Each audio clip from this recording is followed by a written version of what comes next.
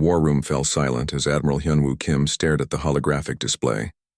600 enemy ships surrounded Earth like a noose tightening around humanity's throat. The blue sphere of home floated at the center, vulnerable and alone. His hands gripped the edge of the command table until his knuckles turned white. "How long until they reach firing range?" he asked. The young officer beside him swallowed hard. 72 hours, sir. Maybe less." Hyunwoo closed his eyes for a moment. 72 hours. 3 days before the collective would begin bombing Earth from orbit. 3 days before billions of people would die. He had spent 30 years in the Space Forces, fought in dozens of battles, but nothing had prepared him for this moment. "Send orders to all remaining ships," he said quietly. "Every vessel capable of fighting moves to defensive positions around Earth. No exceptions." "Sir, that only gives us 60 ships, against their 600. "I know the numbers, Lieutenant." Hyunwoo opened his eyes and straightened his shoulders. "But we're going to make them pay for every meter of space they take." Across the solar system, aboard the heavy cruiser Indomitable, Captain Ji-won Park read the same orders on her command screen. She stood on the bridge of her ship, looking out at the stars through the main viewport. Behind her, the crew worked in tense silence. "Everyone knew what was coming, Captain." Her tactical officer, Lieutenant Dean Lee, approached hesitantly. "The crew is asking if you'll speak to them before the battle." Ji-won turned to face her crew. They were young, most of them. Too young to die in a hopeless fight, but they had sworn to protect Earth just as she had. She touched the intercom button on her chair. "This is Captain Park," she said, her voice steady despite the fear in her chest. "You all know what's waiting for us. The collective has given Earth 3 days to surrender. They want us to give up our home, our freedom, everything we've built. They think we'll kneel because they have more ships." She paused, looking at each face on her bridge. "They're wrong. We are the Indomitable, and that name means something. It means we don't break. It means we don't surrender. Tomorrow, when those alien ships come for Earth, they're going to learn that humans don't go quietly. We're going to stand together, fight together, and show them that humanity bows to no one." A cheer erupted through the ship. Ji-won sat down in her command chair, her heart heavy. She had given them hope, but she knew the truth. They would all likely die in the coming battle. But they would die free. Far from the main fleet on the research station Galileo, Dr. Minji Choi stared at her computer screen with growing confusion. The numbers didn't make sense. She ran the scan again, focusing on the outer edge of the solar system. The readings were still there. Strange ripples in space itself, like something was disturbing the fabric of reality. "Computer, identify source of spatial distortion," she commanded. Unable to identify. "Pattern does not match any known propulsion signature." Minji frowned. She had been studying space anomalies for 15 years and had never seen anything like this. It wasn't a ship arriving through normal, faster-than-light travel. It was something else entirely. She opened a communication channel to Luna Command. "This is Dr. Choi on Galileo Station. I'm detecting unusual quantum signatures at the system's edge. Requesting priority analysis." The response came back after a long delay. "Galileo Station. All analysis resources are focused on the collective fleet. Your report has been logged for later review." Minji sat back in frustration. Later review? There might not be a later if the collective destroyed Earth. But she kept her instruments focused on the anomaly. Something was coming. She could feel it. The collective fleet moved closer, their ships arranged in perfect military formation. They had been planning this attack for months, gathering forces from across their empire. Humanity had always been a problem for them, too stubborn, too willing to fight. Now they would end that problem forever. On the collective command ship, Fleet Commander Vexith studied the human defensive positions with cold satisfaction. 60 ships against 600. The humans were brave, he would grant them that. But bravery meant nothing against overwhelming force. "Begin final approach," he ordered. "All weapons prepare to fire on my command." His officers worked efficiently, bringing the massive fleet into position. In 3 days, Earth would be ash and memories. The other human colonies would surrender quickly after that. It was inevitable. But as the fleet moved forward, something changed. The sensors started showing strange readings. Ships on the outer edge of their formation suddenly went dark, their communications cutting off mid-transmission. "Report," Vexith demanded. "Sir, we're losing contact with Beta Wing. They're gone." "Gone? What do you mean gone?" Before anyone could answer, the entire bridge shook violently. Alarms blared across every station. On the main screen, Vexith watched in horror as his ships exploded one by one, torn apart by weapons fire coming from nowhere. Where is it? Where is the attack coming from?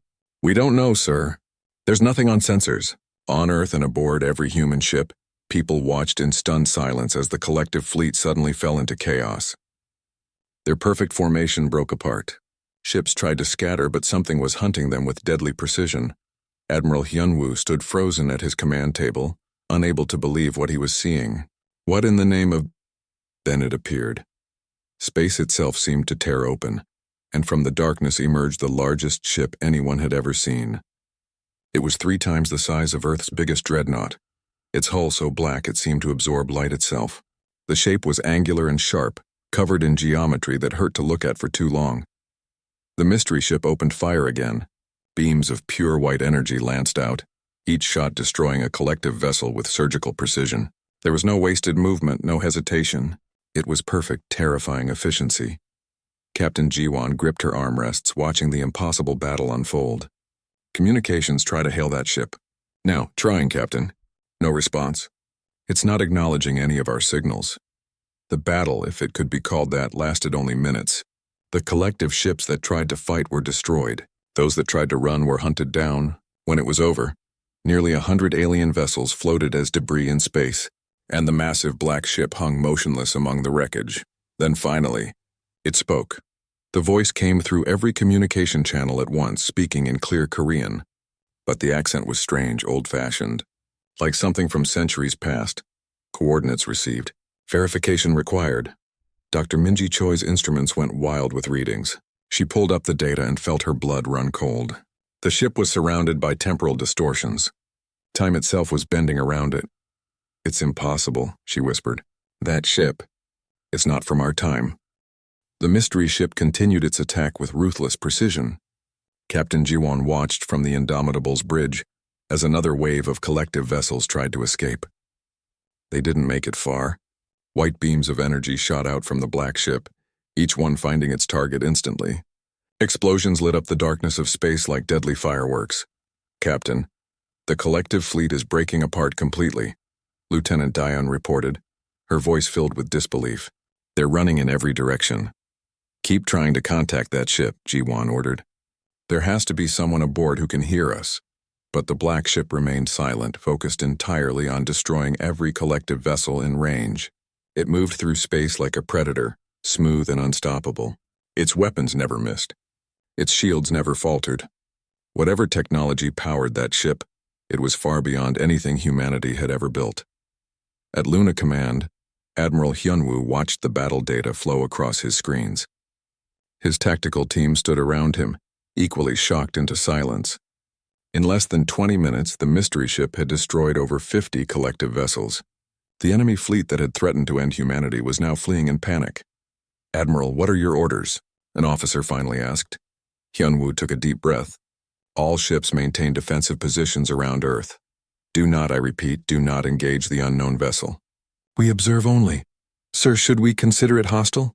Right now, Lieutenant, that ship is the only reason Earth still exists. We're not hostile to our savior, even if we don't know who they are. On the research station Galileo, Dr. Minji worked frantically at her computer, analyzing every piece of data she could gather about the mystery ship. The temporal readings were unlike anything in the scientific literature. Time around the vessel was distorted, moving at different speeds in different places. It was as if the ship existed slightly outside normal reality. She opened a direct channel to Luna Command, bypassing the usual protocols. Admiral Kim, this is Dr. Choi. You need to hear this. Doctor, I'm rather busy at the moment. Sir, I've analyzed the unknown ship. It's generating temporal distortions. That vessel isn't just advanced. It's from a different time period. I think it's from the future. There was a long pause. The future? Doctor, are you certain? The readings don't lie, Admiral. That ship is surrounded by quantum signatures that only appear in theoretical time travel equations. Someone built it in the future and sent it back to now. Hyunwoo felt the weight of her words settle over him. A ship from the future, arriving at the exact moment humanity needed it most. It was impossible. It was miraculous. It was terrifying. The collective fleet, or what remained of it, finally managed to activate their emergency jump drives. In flashes of blue light, the surviving ships disappeared into faster-than-light travel, running for their lives. The battlefield fell quiet except for the drifting debris of destroyed vessels. The black ship stopped moving. It hung in space, its dark hull reflecting nothing, a void among the stars. Then, for the first time since appearing, it responded to human communication attempts. "This is the UES Retribution," the voice said in that strange, ancient Korean accent, requesting permission to approach Earth vessels. On the Indomitable's bridge, communications specialist Young Ji-Oh nearly fell out of her chair. "Captain," they responded, "the ship is called the Retribution, and they want to approach us." Ji-Won felt her pulse quicken. Tell them they have permission to approach." But slowly, she turned to her first officer, Commander Jamin Yoon, who looked deeply skeptical. "Captain, this could be a trap. We know nothing about this ship or who's aboard. Commander, that ship just saved Earth from extinction. I think we owe them at least a conversation." The Retribution moved closer, and as it did, more details became visible. The hull was covered in strange markings, symbols that looked almost human but not quite right. Weapon ports lined every surface, each one capable of devastating firepower. At the ship's center was a massive sphere that glowed with a faint blue light. The power core, Ji-Won guessed, though it was like no reactor she had ever seen. "Captain, we're receiving another transmission," Youngji said. "They're requesting permission to send over a shuttle." Jamin stepped forward. "Captain, I strongly advise against this. We should keep them at a distance until we know more." Ji-Won understood his concern. But she also knew that this moment could determine humanity's future. Whoever was aboard that ship had saved them all. She had to trust that. "Grant them permission," she ordered, "and prepare the main docking bay. Full honor guard, but weapons on standby." 20 minutes later, a small shuttle detached from the Retribution and glided toward the Indomitable. It was sleek and dark, matching the mothership's design. As it entered the docking bay and settled on the landing platform, Ji-Won walked down to meet it with a security team led by Corporal Seojun Han. The shuttle's door opened with a hiss of equalizing pressure. A figure emerged wearing what looked like an old Earth military uniform, the kind from history books. The person inside was a woman, perhaps in her 30s, with sharp eyes that had seen too much. She walked down the shuttle's ramp with confident, measured steps. When she reached the bottom, she stopped and saluted crisply. "Commander Sora Nam, pilot of the temporal vessel Retribution," she said formally, "requesting permission to come aboard and speak with your commanding officer." Ji-Won returned the salute, her mind racing. "Permission granted, Commander Nam. I'm Captain Ji-Won Park. Welcome to the Indomitable." Sora lowered her hand and looked around the docking bay, her expression sad. "It's strange being here. I know this ship. In my time, it was a legend. The last cruiser to fight at the Battle of Earth. Your time?" Ji-Won asked carefully. "I'm from 150 years in the future, Captain. Or rather, from a future that I'm here to prevent." Sora's voice grew harder. "In my timeline, the Collective won. They destroyed Earth, killed billions of humans, and spent the next 80 years hunting the survivors across the galaxy until there was nothing left. We built the Retribution with our last resources and sent it back to this moment. I'm here to change history." The docking bay was silent. Everyone stared at Sora, processing the impossible words. "The attack you just saw wasn't the real invasion," Sora continued. "That was just a scouting force. The main collective fleet is coming, 10,000 ships. They'll arrive in 6 months. Without help, without the Retribution, humanity will be extinct within a year." She looked directly at Ji-Won. "I know this is hard to believe. I know you have questions. But we don't have time for doubt anymore. The extinction event is coming, Captain, and I'm here to make sure this time we survive." The conference room aboard Luna Command was packed with Earth's highest-ranking military officers and scientists. Admiral Hyunwoo sat at the head of the table, with Captain Ji-Won and Commander Sora on either side. Dr. Minji and Dr. Bora Shin, a quantum physicist brought in specifically for this meeting, sat across from them. Intelligence Officer Yoonji Park stood near the back, watching Sora with suspicious eyes. Sora stood and activated a holographic display. Images appeared in the air above the table. Images of burning cities, destroyed ships, and finally Earth itself cracked and lifeless. "This is what happened in my timeline," Sora said quietly. "The collective didn't just want to conquer us. They wanted to erase us completely. By the year 2420, humanity was reduced to scattered survivors hiding in the dark corners of space. How did you survive for 80 years after Earth fell? Hyunwoo asked. We ran, we hid. We fought when we had to and retreated when we couldn't win. At our peak, we held 300 colony worlds. But the collective never stopped hunting us. They destroyed our worlds one by one. Sora's hands clenched into fists. By the end, there were only a few million humans left, hiding in an asteroid base near the galaxy's edge. Dr. Bora leaned forward. And that's where you built the Retribution? Yes, we gathered every scientist, engineer, and researcher we had left. We studied captured collective technology, combined it with our own innovations, and created something new. The Retribution took 20 years to build. It consumed the resources of 12 star systems. Billions of people gave everything they had so this ship could exist. Jawan studied the schematics Sora displayed. What powers it? I've never seen a reactor designed like that. Sora's expression darkened. The core isn't just a reactor, Captain. It's a biomechanical hybrid system. We used human neural tissue combined with quantum computers to create a semi-sentient AI. The ship can think, learn, and adapt. We call the AI Sentinel. In many ways, the Retribution is alive. Several people around the table shifted uncomfortably. Intelligence Officer Unji stepped forward. Commander Nam, your story is remarkable, she said coldly. Almost too remarkable. How do we know you're telling the truth? How do we know this isn't some elaborate collective trick? Sora met her gaze steadily. I understand your skepticism. If I were in your position, I'd doubt me too. But the evidence is in the technology itself. Dr. Choi has already confirmed the temporal distortions around the Retribution. That ship exists outside normal time. It's impossible to fake that. She's right, Dr. Minji said. I've been monitoring the Retribution constantly since it arrived. The temporal signature is genuine. That ship came from the future. There's no other explanation for the readings I'm getting. Yoonji wasn't satisfied. Then explain this. If you came back to save us, why arrive now? Why not earlier, before the collective even attacked? Because we could only jump once, Sora answered. The temporal drive requires enormous energy. We had enough for one trip, one chance to change everything. We calculated the probability of success across thousands of possible arrival points. This moment, this battle had the highest chance of allowing us to alter the timeline effectively. Hyunwoo stood. Commander Nam, we need to see this ship for ourselves. I want a full inspection of the Retribution. Of course, Admiral. I'll arrange a tour immediately. Several hours later, Dr. Minji and Dr. Bora stepped aboard the Retribution for the first time.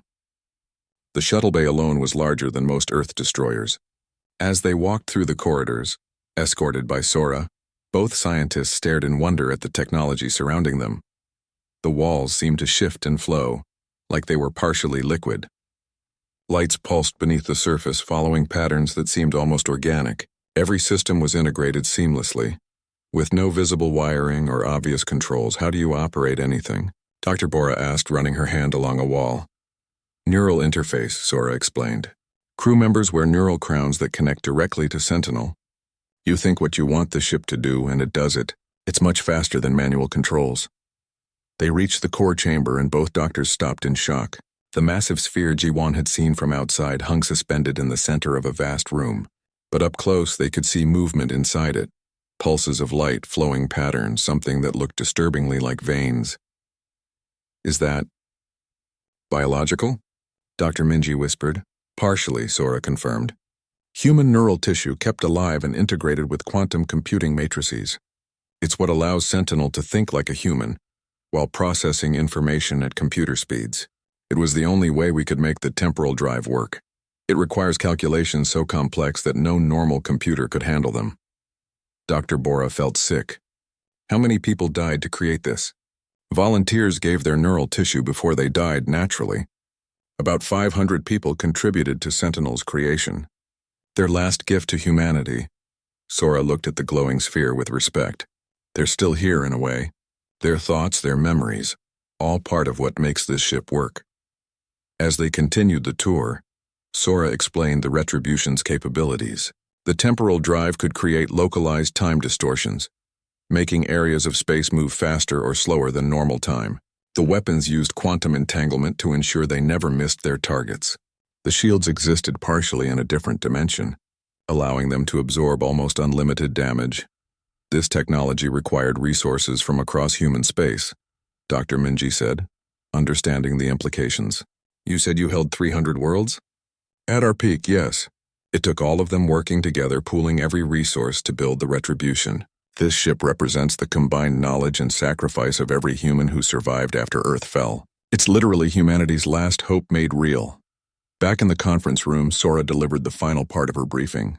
The holographic display now showed a massive fleet of collective ships, far larger than what had attacked Earth. The scouting force you defeated was nothing compared to what's coming.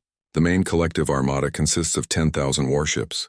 They're being assembled at staging grounds deep in collective space right now. Based on my timeline's records, they'll arrive at Earth in approximately 6 months. Can the Retribution defeat them alone? Hyunwoo asked. No. The ship is powerful, but even Sentinel can't fight 10,000 ships at once. We'll need allies, better defenses, and time to prepare. That's why I brought detailed information about other species the collective has conquered. Some of them still have resistance movements. If we can unite them, form an alliance, we might have a chance. Captain Jiwon studied the star map Sora displayed.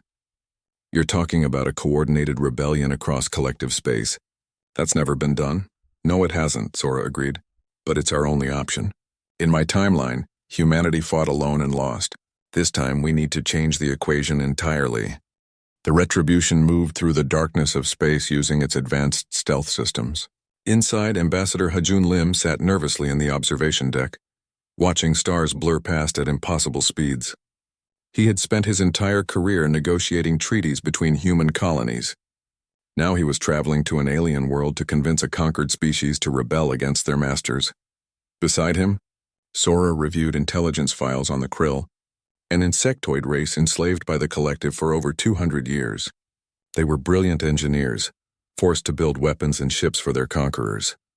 The Krill matriarch will not trust us easily, Sora said. In my timeline, we tried to contact them 3 times. Each time, they betrayed us to the collective out of fear. Then why are we trying again? Haijun asked. Because this time we have proof that resistance is possible. We have the Retribution. We can show them that the collective can be beaten. The ship dropped out of faster-than-light travel near the Krill homeworld. The planet below was covered in massive industrial complexes, all working to produce materials for the collective war machine. In orbit, a prison station held thousands of Krill workers who had shown signs of rebellion. That's our target, Sora said, pointing at the station. We free the prisoners first. Then we talk to the matriarch.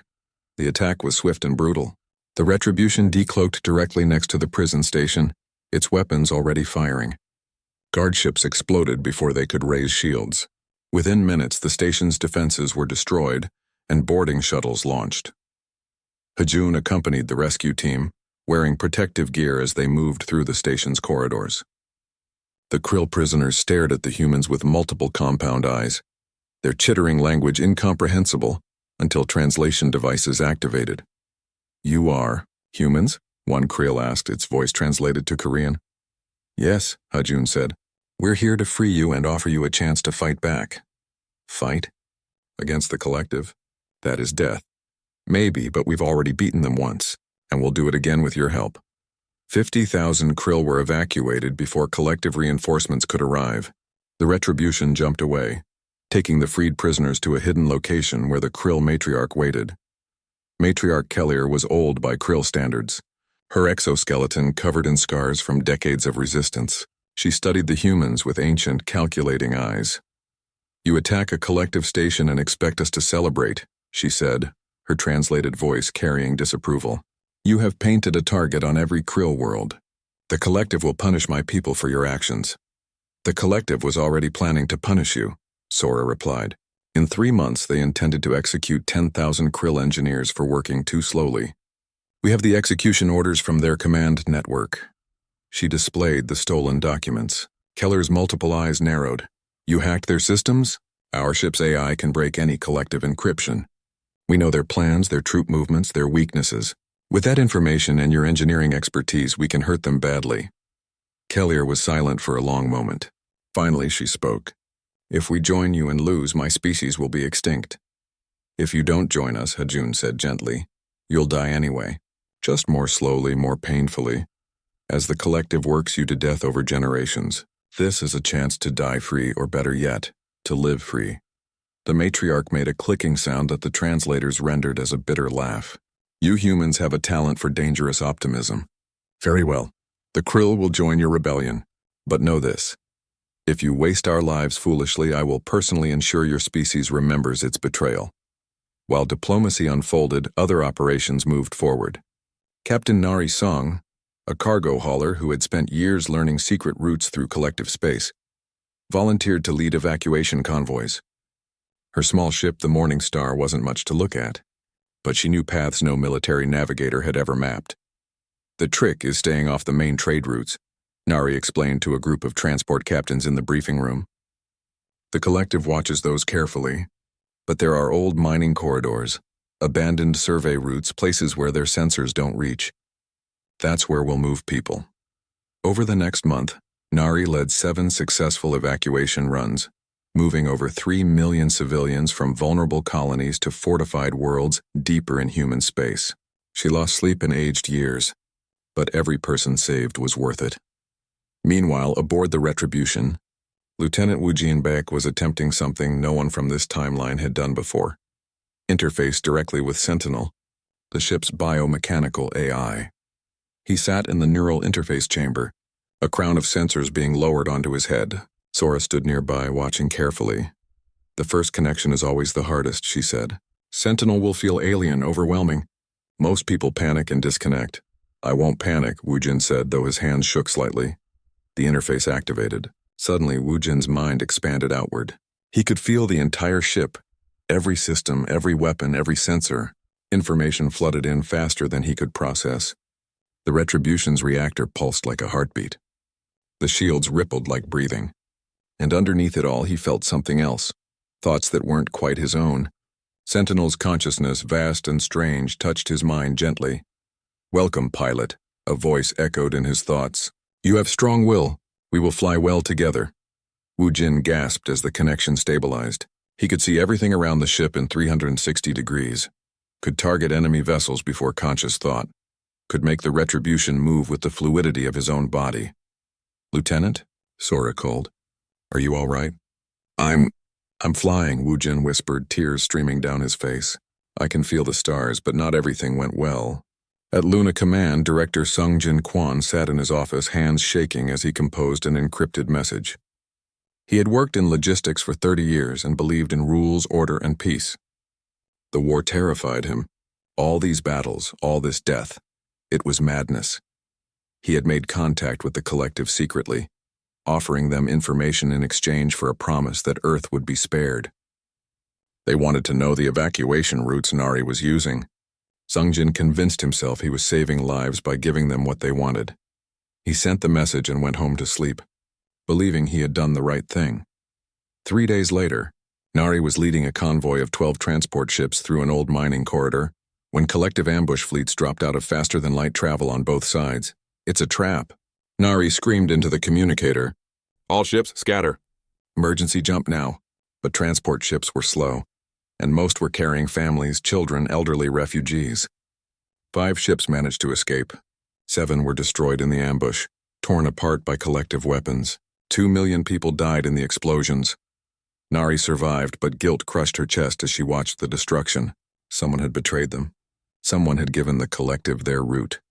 Intelligence officer Yoonji worked for 3 days straight tracking the leak. She found encrypted transmissions from Luna Command, traced them to Sungjin's office, and confronted him with armed guards. Why? She demanded. Sungjin looked broken. I thought I was preventing more death. I thought if we just talked to them, made peace. You killed 2 million people trying to make peace with monsters. The trial was swift. Sungjin was convicted of treason and imprisoned, but the damage was done. The collective now knew humanity was organizing resistance. They accelerated their invasion timeline. Admiral Hyunwoo received the intelligence report with dread. How long do we have? 4 months, the analyst said. The main fleet will arrive in 4 months, not 6. The combined fleet assembled at the edge of human space, 150 vessels from 3 different species. The Retribution led them, its black hull stark against the stars. Around it flew 20 Earth warships, including the Indomitable, 30 Krill engineering vessels modified for combat, and scattered ships from minor resistance groups. It was the largest Alliance fleet ever assembled against the Collective. Their target, the shipyards of Talvor Prime, where the Collective was building the invasion armada. If they could destroy those shipyards, they could delay the attack on Earth for years, maybe even prevent it entirely. Captain Ji-Wan stood on the Indomitable's bridge, studying the mission briefing for the 100th time. Beside her, Sora reviewed tactical data while connected to a portable neural interface that linked her to the Retribution. 2 weeks of travel, Ji-Wan said quietly. A lot can go wrong in 2 weeks. Everything already has gone wrong, Sora replied. We're just making it right. During the journey, Sora found Ji-Wan alone in the observation deck one night. The captain was staring at Earth, visible as a tiny blue dot in the distance. You died in my timeline, Sora said without preamble. During the defense of Earth. Your ship took a direct hit protecting civilian transports. There were no survivors. Ji-Wan didn't look surprised. I figured I probably didn't make it. That's why you keep looking at me like I'm a ghost. Every moment you're alive now is a moment stolen from fate. It's strange for me, knowing the future and watching it change in real time. Does it scare you, not knowing what happens next? Sora smiled slightly. Honestly, it's the most hope I've felt in years. In my timeline, everything was already written. We knew how it ended badly. But here now, anything is possible. We might actually win. The fleet dropped out of faster-than-light travel at Talvor Prime and immediately knew something was wrong. The system was heavily fortified, with defense platforms and over 300 Guardian ships positioned around the shipyards. The Collective had been expecting them. It's a trap, Commander Jamin said from his station. They knew we were coming. Admiral Hyunwoo, commanding from the Indomitable's war room, made a quick decision. All ships combat formation Delta. We pushed through. We didn't come this far to turn back now. Lieutenant Dayan pulled up tactical simulations. Admiral, I have an idea. The Retribution's temporal drive. What if we used it not for time travel, but to slow down time around the defense platforms? They'd be frozen while we attack the shipyards. Sora immediately understood. It's never been attempted. The calculations would be incredibly complex. Can Sentinel handle it? Maybe. If Dr. Bora and Chief Engineer Dongyun can modify the drive systems in time, they had 30 minutes before the Collective. Fleet engaged them. Dr. Bora and Dongyun worked frantically aboard the Retribution, rewiring the temporal core with Krill engineers assisting. The modifications were theoretical, dangerous, potentially catastrophic. If this fails, we could tear a hole in space-time itself, Dr. Bora warned. If we do nothing, we all die anyway, Dongyun replied, his hand steady as he connected the final circuits. At least this way we die trying something amazing. The battle began. Collective ships swarmed toward the Alliance fleet, weapons blazing. The Retribution activated its modified temporal drive. Space itself seemed to shudder. And suddenly the defense platforms began moving in slow motion, their weapons firing at a crawl. Lieutenant Wu Jin, fully interfaced with Sentinel, piloted the Retribution through the frozen battlefield with impossible precision. He could see every enemy ship, predict every movement, respond before conscious thought. The massive ship danced between attacks that moved like honey, returning fire that struck at normal speed. It's working, Lieutenant Dayan shouted. The platforms are frozen, but the Collective adapted. Their command ships collapsed their spatial defenses, creating gravity wells that threatened to trap the fleet. Ships began losing maneuvering capability, pulled toward the artificial gravity sources. All ships form defensive sphere around the Retribution, Admiral Hyunwoo ordered. Protect it while it focuses on the shipyards. The Alliance fleet pulled together, creating a moving fortress of ships. Collective vessels hammered at them from all sides. Earth ships traded fire with enemy cruisers. Krill engineering vessels used powerful magnetic fields to disrupt Collective targeting systems. Ships exploded on both sides, filling space with debris. Captain Nari, piloting the Morning Star as a rapid response craft, saw a wing of Collective bombers breaking through toward damaged Krill vessels. She didn't hesitate, throwing her small ship into their path and firing every weapon she had. "This is for the people I couldn't save," she whispered, and rammed the lead bomber. Both ships exploded in a ball of fire. Commander Jamin watched the tactical display as more ships fell. The Indomitable's engines were hit by a massive plasma barrage. Engine room reports critical damage. "We're losing power." "Divert everything to shields," Ji-Wan ordered. If the Retribution falls, this was all for nothing. The Indomitable positioned itself between the Retribution and the heaviest enemy fire, its shields flaring white-hot as they absorbed blow after blow. Deep in the Retribution's core, Sora made contact with Sentinel. The AI's consciousness was stretched to its limit, maintaining the temporal fields while coordinating weapon systems and defensive measures. "We cannot maintain this," Sentinel communicated. "The strain is too great, I know," Sora said aloud. "But we're almost there. Just a little longer." The Retribution's main weapons charged for a final massive strike against the shipyard's central power core. The shot had to be perfect, one chance to destroy the entire facility. Wujin felt every calculation flow through his mind. Distance, trajectory, timing, power requirements. He and Sentinel worked as one. Human intuition and machine precision merged. "Firing," he whispered. A beam of pure white energy, brighter than a star, lanced out from the Retribution. It struck the power core dead center. For a moment, nothing happened. Then the entire shipyard complex began to collapse inward, pulled into a cascading chain reaction. Explosions rippled through the orbital facilities. 70% of the collective's invasion fleet, still under construction, was destroyed in seconds. The shockwave threw nearby ships around like toys. "All ships, emergency jump now," Hyunwoo ordered. The Alliance fleet scattered, jumping to faster-than-light travel as the shipyards tore themselves apart. The collective Guardian fleet, caught in the chaos, took massive casualties from their own exploding facilities. When the fleet regrouped at a safe distance, they counted their losses. 20 ships destroyed, including the Morning Star. Hundreds of brave souls gone. But they had won. The invasion fleet was crippled. The Retribution, heavily damaged, began its final journey back to Earth. Its hull was scarred, its systems failing, but it flew on.